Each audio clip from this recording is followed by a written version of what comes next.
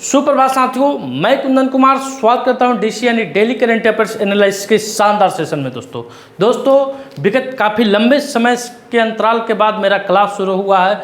कुछ परेशानियां थी बीएड को लेके, वो सारी क्लियर हो गई। आशा करते हैं आप लोग का साथ। बीएड के लेके क्या करना। सुप्रभात साथियों, मैं कुंदन कुमार स्वागत करता हूं डीसी यानी डेली करंट अफेयर्स एनालिसिस के इस शानदार सेशन में। काफ़ी लंबे अंतराल के बाद मेरा सेशन यह शूट हो रहा है। किसी कारणवश वीडियो नहीं अपलोड हो पा रहा था, उसके लिए हम खेद व्यक्त करते हैं, क्षमा मांगते हैं। आप लोग का साथ रहा, फिर से आज से आगाज़ किए हैं। जो प्यार पहले देते थे वो प्यार आज भी दीजिए, बरसाइए। चलिए शुरू करते हैं, आगाज़ करते हैं, श्री गणेश करते हैं आज के इस शानदार जानदार सेशन का।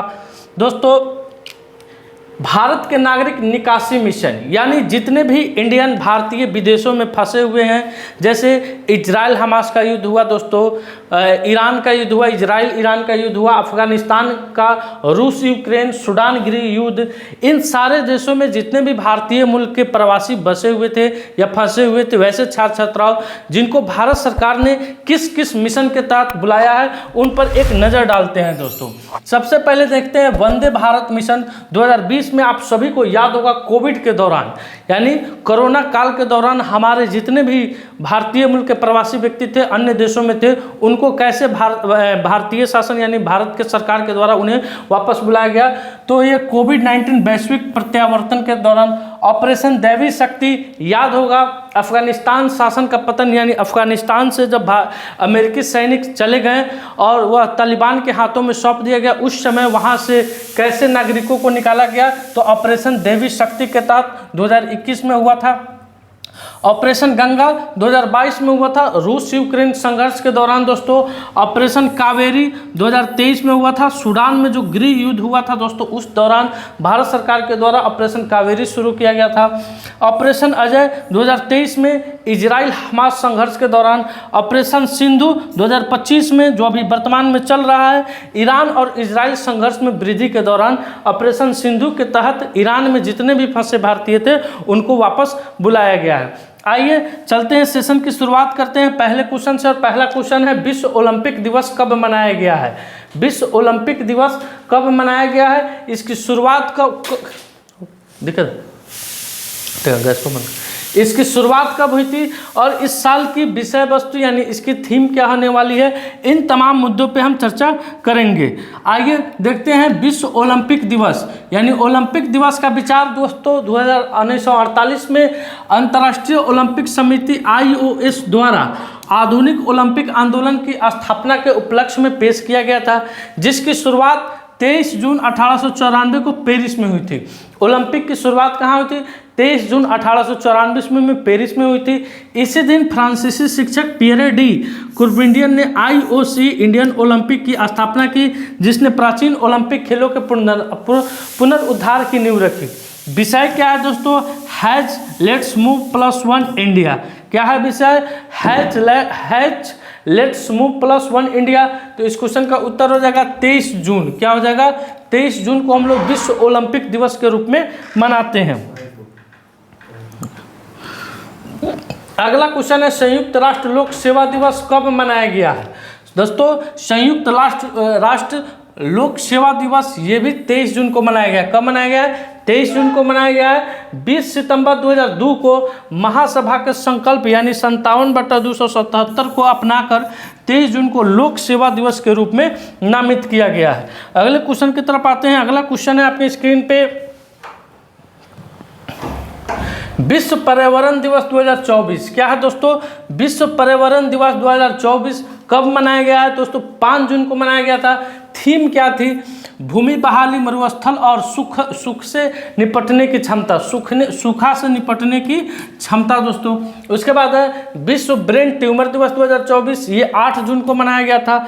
थीम था इसका मस्तिष्क स्वस्थ और रोकथाम। क्या थीम था दोस्तों? मस्तिष्क स्वस्थ और रोकथाम इसका थीम था। अंतर्राष्ट्रीय खेल दिवस 2024 ये पहली बार मनाया गया था। ये पहली बार मनाया गया था। क्या दोस्तों? अंतर्राष्ट्रीय खेल दिवस 2024। खेल एक बेहतर दुनिया बनाता है। क्या बनाता है? खेल एक बेहतर दुनिया बनाता है। अगले क्वेश्चन की तरफ आते हैं। अगला क्वेश्चन है आपकी स्क्रीन पे, कि हाल ही में बिहार सरकार ने सामाजिक सुरक्षा पेंशन में कितना रुपये की बढ़ोतरी की है।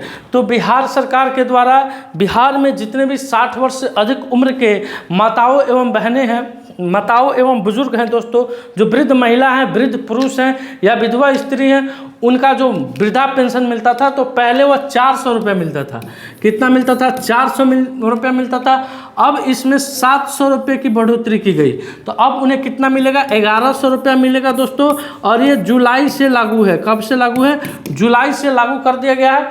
बिहार सरकार ने सामाजिक सुरक्षा पेंशन योजना के अंतर्गत वरिष्ठ नागरिकों, विधवाओं और दिव्यांगों की पेंशन में 700 रुपये प्रति माह की बढ़ोतरी करने का निर्णय लिया है। जुलाई 2025 से लाभार्थियों को 1100 रुपये की बढ़ी हुई पेंशन राशि मिलेगी। तो ये बिहार के बुजुर्गों के लिए काफ़ी खुशखबरी है, इससे काफ़ी फायदा मिलेगा दोस्तों। आज के परिवेश में आप सभी देख रहे हैं कि बच्चे बुजुर्ग माता पिता की अवहेलना कर रहे हैं, उनका अनादर कर रहे हैं। तो ये कहीं ना कहीं 1100 रुपये की जो आर्थिक सहायता बिहार सरकार के द्वारा दी जाएगी, उनके लिए काफ़ी अच्छा होगा। उनकी दवा के लिए, उनके या दैनिक उपयोगी जीवन में दोस्तों बहुत सारी वस्तुओं का उपयोग करने के लिए ये उनके लिए काफ़ी अच्छी बात है। तो इस क्वेश्चन का उत्तर हो जाएगा ऑप्शन नंबर 1, 700। अगले क्वेश्चन की तरफ रुख करते हैं। अगला क्वेश्चन कह रहा है कि हाल ही में पेंशन फंड विनियामक और विकास प्राधिकरण PFRDA का अध्यक्ष किसे चुना गया है। तो सबसे पहले जानते हैं दोस्तों, पेंशन फंड विनियामक और विकास प्राधिकरण, इसका मुख्यालय कहाँ है। इसकी अगर हम मुख्यालय की बात करते हैं, मुख्यालय की अगर हम बात करते हैं तो नई दिल्ली है। इसकी मुख्यालय की बात करते हैं तो कहाँ है? नई दिल्ली में है दोस्तों। उसके बाद यह किस मंत्रालय के अधीन आता है? तो वित्त मंत्रालय के अधीन आता है। वित्त मंत्रालय के अधीन आता है। वित्त मंत्रालय के क्या आता है दोस्तों? अधीन यह आता है, अधीन आता है। उसके बाद देख लेते हैं दोस्तों कि अभी इसका अध्यक्ष किसे नियुक्त किया गया है। इसका अध्यक्ष किसे नियुक्त किया गया और इसका उद्देश्य क्या है? तो वृद्धावस्था आय सुरक्षा को बढ़ावा देना। उद्देश्य क्या है? वृद्धावस्था आय सुरक्षा को बढ़ावा देना। अभी इसके वर्तमान में अध्यक्ष शिव सुब्रमण्यम रमन को चुना गया है। किन्हें चुना गया है? शिव सुब्रमण्यम रमन को चुना गया है। आइए अगले क्वेश्चन की तरफ आते हैं। अगला क्वेश्चन है कि हाल ही में किसे IIT खड़गपुर का निदेशक नियुक्त किया गया है। तो प्रोफेसर सुमन चक्रवर्ती को। किसे दोस्तों? प्रोफेसर सुमन चक्रवर्ती को IIT खड़गपुर का निदेशक नियुक्त किया गया है वर्तमान समय में। अब आते हैं अगले पेज पर। अगले पेज पर देखते हैं कुछ नियुक्तियां संबंधित प्रश्न आपको दिया गया है। लगभग इसमें आपको 7 प्रश्न देखने को मिलेंगे। अंतर्राष्ट्रीय नारकोटिक्स कंट्रोल बोर्ड के अध्यक्ष वर्तमान में कौन है? तो दोस्तों जगजीत पावड़िया। कौन है? जगजीत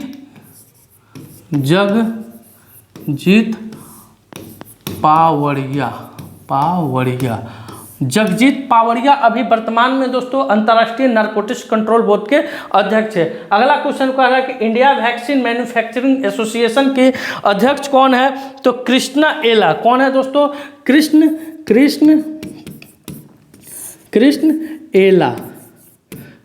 एला है दोस्तों। उसके बाद कह रहा है BPRD यानी पुलिस अनुसंधान और विकास ब्यूरो के प्रमुख कौन है? तो राजीव कुमार शर्मा। कौन है दोस्तों? राजीव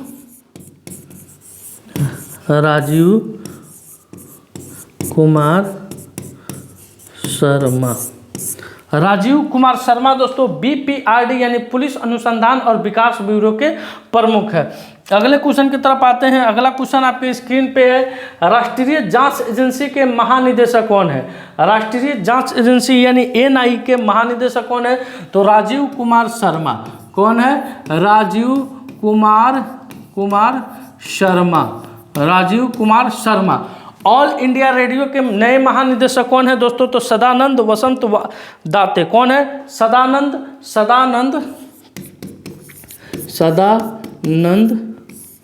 वसंत दाते। अगला क्वेश्चन है टाटा ट्रस्ट के अध्यक्ष कौन है? तो नोएल टाटा। कौन है? नोएल टाटा। उसके बाद ED के वर्तमान में अध्यक्ष कौन है? तो राहुल नवीन। कौन है? राहुल नवीन। ईडी के वर्तमान में क्या है, यह अध्यक्ष है। अगले क्वेश्चन की तरफ आते हैं। अगला क्वेश्चन आपकी स्क्रीन पे आ रहा है कि हाल ही में किस देश ने हरित हाइड्रोजन उत्पादन के लिए सौर आधारित प्रौद्योगिकी विकसित की है। तो दोस्तों CENS के वैज्ञानिकों ने केवल अगली पीढ़ी का उपकरण विकसित किया है जो केवल सौर ऊर्जा का उपयोग करके जल के अणुओं को विभाजित करके हरित हाइड्रोजन का उत्पादन करेंगे। यानी अपने देश बेंगलुरु के वैज्ञानिकों के द्वारा दोस्तों बेंगलुरु में के वैज्ञानिक ने एक अगले पीढ़ी के लिए दोस्तों का उपकरण विकसित किया है जो केवल सौर ऊर्जा का उपयोग करके जल के अणुओं को विभाजित करके हरित हाइड्रोजन का उत्पादन करता है। यह उपकरण NIP हेट्रोजक्शन आर्टिकल्चर के साथ एक सिलिकॉन आधारित फोटो एंडोइड का उपयोग करता है जो निम्न से बना है। दोस्तों आइए देखते हैं। N टाइप टाइटोन आंतरिक SI अनफाउंडेड और P टाइप NiO। तो इस क्वेश्चन का उत्तर हो जाएगा ऑप्शन नंबर 1 भारत। अब आते हैं अगले क्वेश्चन की तरफ। अगला क्वेश्चन देखते हैं। भारत से संबंधित कुछ प्रश्न है, वन लाइनर है। भारत दोस्तों अंतर्राष्ट्रीय प्रशासनिक विज्ञान संस्थान का अध्यक्ष बना है। भारत नॉर्वे के साथ मिलकर पहला ध्रुवीय अनुसंधान पोत बनाएगा। सुहल में आयोजित 2025 ISF जूनियर विश्व कप में पदक तालिका में भारत शीर्ष पर रहा है। भारत ने दुनिया की सबसे हाई रिजोल्यूशन वाली मौसम पूर्वानुमान प्रणाली BPS लॉन्च की है। भारत दुनिया की चौथी सबसे बड़ी अर्थव्यवस्था बना है। भारत 2025-26 सत्र के लिए एशिया उत्पादकता संगठन का अध्यक्ष बना है। मत्स्य पालन क्षेत्र का भारत की अर्थव्यवस्था में 9% का योगदान है। भारत ने समुद्री क्षेत्र में महिलाओं के लिए सागर में सम्मान पहल शुरू किया है। अब आते हैं अगले क्वेश्चन की तरफ। अगला क्वेश्चन है कि हाल ही में किस राज्य सरकार ने माझी वसुंधरा 6.0 लॉन्च किया है। तो महाराष्ट्र सरकार ने पर्यावरण संरक्षण के प्रयासों को मजबूत करने के लिए 1 अप्रैल 2025 से 31 मार्च 2026 तक 28,317 स्थानीय स्व सरकारी निकायों में माझी वसुंधरा अभियान 6.0 शुरू किया है। तो इस क्वेश्चन का उत्तर हो जाएगा ऑप्शन नंबर 1 महाराष्ट्र हो जाएगा। अगले क्वेश्चन की तरफ आते हैं। अगला क्वेश्चन कह रहा है कि भारत का पहला अंडर वाटर म्यूजियम और आर्टिफिशियल कोरल रीफ महाराष्ट्र में लॉन्च किया गया है। महाराष्ट्र सरकार ने 1 अक्टूबर से जियो टैग 13 अंकों वाली इंफ्रा ID लॉन्च करेगी। महाराष्ट्र के नक्सल प्रभावित कटेजरी गांव में आज़ादी के 77 वर्षों बाद पहली बार राज्य परिवहन निगम की बस शुरू हुई है। महाराष्ट्र के रोहिणी ग्राम पंचायत को ई-गवर्नेंस पुरस्कार 2025 के तहत डिजिटल गवर्नेंस श्रेणी में पदक जीता है। महाराष्ट्र सरकार 1 अक्टूबर को जो हो गया 2025 में भारत का शीर्ष ब्लूबेरी उत्पादन करने वाला राज्य महाराष्ट्र बना है। आइए अगले क्वेश्चन पर। अगला क्वेश्चन है भारत की पहली योग नीति किस राज्य ने शुरू की है। तो दोस्तों विश्व योग दिवस 21 जून को मनाया गया था। उसी के उपरांत उत्तराखंड सरकार ने योग और वेलनेस के क्षेत्र में वैश्विक राजधानी के रूप में स्थापित करने के उद्देश्य से तैयारी की गई है। राज्य में योग और ध्यान केंद्र विकसित करने के लिए 20 लाख रुपए तक की सब्सिडी दी जा रही है। तो इस क्वेश्चन का उत्तर हो जाएगा ऑप्शन नंबर 2 उत्तराखंड हो जाएगा। आइए अगले क्वेश्चन की तरफ बढ़ते हैं। अगला क्वेश्चन कह रहा है कि IPL नीलामी 2024 में खरीदे गए सबसे महंगे खिलाड़ी कौन थे। IPL अगर आप देखते हैं तो उस समय जो सबसे महंगे खिलाड़ी 2024 में खरीदे गए थे वो मिचेल स्टार्क थे। कौन थे दोस्तों? मिचेल स्टार्क थे। कौन थे? Mitchell Starc. Vijay Hazare trophy 2023 की विजेता कौन टीम है? तो हरियाणा। ये सब पूछा जा रहा है दोस्तों। ये 2022-23 का करंट अफेयर्स NTPC के एग्जाम में पूछा जा रहा है, इसलिए आपको यहाँ पे दिया जा रहा है। BCCI द्वारा सेवानिवृत्त की गई नंबर 7 की जर्सी का संबंध किससे है? तो MS धोनी से है। किससे है? MS धोनी से है। अगले क्वेश्चन की तरफ आते हैं। अगला क्वेश्चन कह रहा है आपका कि दुनिया के सबसे बड़े कार्यालय डायमंड वर्क्स का उद्घाटन कहाँ हुआ है? तो सूरत में हुआ है। कहाँ हुआ है दोस्तों? सूरत में हुआ है। सूरत में हुआ है। उसके बाद देश की पहली ऊर्ध्वाधर पवन सुरंग कहाँ स्थापित की गई है? तो हिमाचल प्रदेश में। हिमाचल प्रदेश में। उसके बाद कह रहा है 31 अक्टूबर 2023 को समाप्त हुआ मेरा माटी मेरा देश का संबंध किससे है? तो सांस्कृतिक मंत्रालय से। किस मंत्रालय से है? सांस्कृतिक मंत्रालय से। आइए अगले क्वेश्चन की तरफ बढ़ते हैं। अगला क्वेश्चन कह रहा है आपके स्क्रीन पर कि हाल ही में कौन भारत का तीसरा पूर्ण साक्षर राज्य बना है? तो मिजोरम, गोवा के बाद त्रिपुरा। दोस्तों त्रिपुरा के मुख्यमंत्री मनिक शाह के द्वारा यह घोषणा किया गया कि त्रिपुरा भारत का तीसरा पूर्ण साक्षर बना है। पहला गोवा था, मिजोरम था, दूसरा आपका गोवा और तीसरा आपका त्रिपुरा हो गया। अगले क्वेश्चन की तरफ आते हैं। अगला क्वेश्चन आपके स्क्रीन पे है कि साइलेंट वैली या मुख्य घाटी किस राज्य में है? साइलेंट वैली या मुख्य घाटी किस राज्य में है? तो केरल राज्य में है। किस राज्य में है? केरल में है। ये बिहार एसएससी के लिए है। बिहार एसएससी के लिए क्वेश्चन सब है। दोस्तों साइलेंट वैली या मुख्य घाटी किस राज्य में है? तारों का रंग निर्भर करता है तापमान पर, पृष्ठ ताप पर और सूर्य का जो तापमान होता है कितना डिग्री होता है? 6000 डिग्री सेल्सियस। सूर्य का जो तापमान होता है वो 6000 डिग्री सेल्सियस होता है, जिसके कारण वो पीला दिखाई देता है, पीला दिखता है। उसके बाद विटामिन ए मुख्यतः कहाँ संग्रहित होता है दोस्तों? तो यकृत में। विटामिन ए मुख्यतः यकृत में संग्रहित होता है। सामुदायिक विकास कार्यक्रम का सार क्या है दोस्तों? तो लोक भागीदारी। क्या है? लोक भागीदारी। इसका गठन कब हुआ था? 2 अक्टूबर 1952 को। 2 अक्टूबर 1952 को। आइए अगले क्वेश्चन की तरफ बढ़ते हैं। अगला क्वेश्चन कह रहा है कि हाल ही में wings to our hopes volume 2 का विमोचन किसके द्वारा किया गया है? तो रक्षा मंत्री राजनाथ सिंह ने नई दिल्ली में एक समारोह में राष्ट्रपति द्रौपदी मुर्मू के द्वारा दिए गए भाषणों पर आधारित पुस्तक wings to our hopes volume 2 का विमोचन करेंगे। 51 भाषणों का यह संग्रह है जो राष्ट्रपति मुर्मू ने दूसरे कार्यकाल के दौरान उनके दृष्टिकोण, दर्शन और प्राथमिकता की झलक प्रदान करता है। तो इस क्वेश्चन का उत्तर हो जाएगा ऑप्शन नंबर 2 राजनाथ सिंह। आइए अगले क्वेश्चन की तरफ बढ़ते हैं। अगला क्वेश्चन है कि हाल ही में बिहार के कितने रचनाकारों को साहित्य अकादमी पुरस्कार 2025 से सम्मानित किए जाने की घोषणा की है? तो 3 रचनाकारों को। कितने रचनाकारों को? 3 रचनाकारों को। आइए तीनों रचनाकारों के बारे में अगले पेज पर पढ़ते हैं। नेहा मणि झा जो मैथिली की है, यह मंगरौनी मधुबनी की रहने वाली और उन्हें यह युवा पुरस्कार उनके मैथिली कविता संग्रह बनारस आ हम के लिए दिए जाने की घोषणा हुई है। उसके बाद है धीरज कुमार पांडे संस्कृत, कामेश्वर सिंह दरभंगा संस्कृत विश्वविद्यालय में दर्शन शास्त्र के विभागाध्यक्ष है और उन्हें यह पुरस्कार उनकी पुस्तक पारिभाषिक शब्द रचना के लिए दिए जाने की घोषणा हुई है। मुन्नी कामत मैथिली में, यह फूल परास मधुबनी की रहने वाली है और उन्हें यह बाल साहित्य पुरस्कार उनके मैथिली बाल कथा संग्रह चुक्का के लिए दिए जाने की घोषणा की है। तो ये बिहार एसएससी के लिए बेहद ही रामबाण है। बिहार एसएससी के बच्चे जो भी तैयारी कर रहे हैं उनके लिए बेहद रामबाण है। बढ़ते हैं अगले क्वेश्चन की तरफ। आज का सवाल है कि हाल ही में किस राज्य की रोहिणी ग्राम पंचायत ने ई गवर्नेंस पुरस्कार 2025 के तहत डिजिटल गवर्नेंस श्रेणी में स्वर्ण पदक जीता है? अभी इस क्वेश्चन को रिवीजन भी कराए हैं और इस क्वेश्चन का उत्तर आपको कमेंट सेक्शन में देना है। दोस्तों मेरा आज का सेशन समाप्त हुआ। मिलते हैं आपसे अगले वीडियो में, तब तक के लिए धन्यवाद। अपना ख्याल रखिएगा। भारत माता की जय।